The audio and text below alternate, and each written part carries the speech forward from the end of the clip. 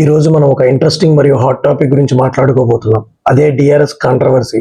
ప్రస్తుతం జరుగుతున్న Ashes series లో ఆస్ట్రేలియా అద్భుతమైన విజయం సాధించింది.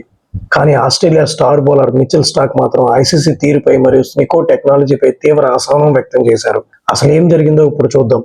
మన ఛానల్ని సబ్స్క్రైబ్ చేసుకోకపోతే వెంటనే సబ్స్క్రైబ్ చేసుకోండి. వీడియోని చివరి వరకు చూడండి. అడిలైడ్ వేదికగా జరిగిన మూడో టెస్ట్లో కొన్ని డిఆర్ఎస్ నిర్ణయాలు చాలా వివాదాస్పదంగా మారాయి. ముఖ్యంగా బ్యాటుకు బంతి తాకిందో లేదో తెలుసుకోవడానికి వాడే స్నికో టెక్నాలజీ కొన్ని సందర్భాల్లో తప్పుడు ఫలితాలు ఇస్తున్నట్లు అనిపించింది. దీనిపై మైదానంలోనే స్టార్క్ చాలా కోపంగా కనిపించారు. ఆయన స్టంప్ మైక్ లో మాట్లాడుతూ ఇది వర్స్ట్ టెక్నాలజీ, స్నికోను వెంటనే తొలగించాలని గట్టిగా అరుస్తూ తన అసహనాన్ని వ్యక్తం చేశారు. మ్యాచ్ గెలిచిన తర్వాత కూడా స్టార్క్ దీనిపై స్పందించారు. ఆయన ఐసీసీని నేరుగా కొన్ని ప్రశ్నలు అడిగారు.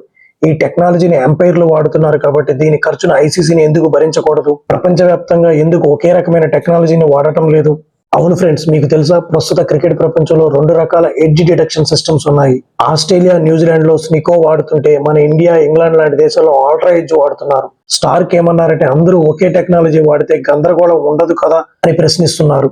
కేవలం స్టార్క్ మాత్రమే కాదు, ఆస్ట్రేలియా దిగ్గజం రికీ పాంటింగ్ కూడా స్నికో పై నమ్మకం లేదు అని అన్నారు. అంపైర్లు కూడా ఈ టెక్నాలజీని పూర్తిగా నమ్మలేకపోతున్నారని పాంటింగ్ కామెంట్ చేశాడు. ఇక కెప్టెన్ ప్యాట్ కమిన్స్ కూడా విదేశాల్లో వాడే ఆల్ట్రా ఎడ్జ్ తో పోలిస్తే ఆస్ట్రేలియాలో వాడుతున్న స్నికో కొంచెం తేడాగా అస్థిరంగా ఉందని ఒప్పుకున్నారు. సో ఫ్రెండ్స్, స్టార్క్ లేవనెత్తిన పాయింట్ చాలా వ్యాలిడ్ గా అనిపిస్తుంది కదా. ఐసీసీ చొరవ తీసుకుని ప్రపంచవ్యాప్తంగా ఒకే స్టాండర్డ్ టెక్నాలజీ తీసుకురావాలి. దీనిపై మీ అభిప్రాయం ఏమిటి?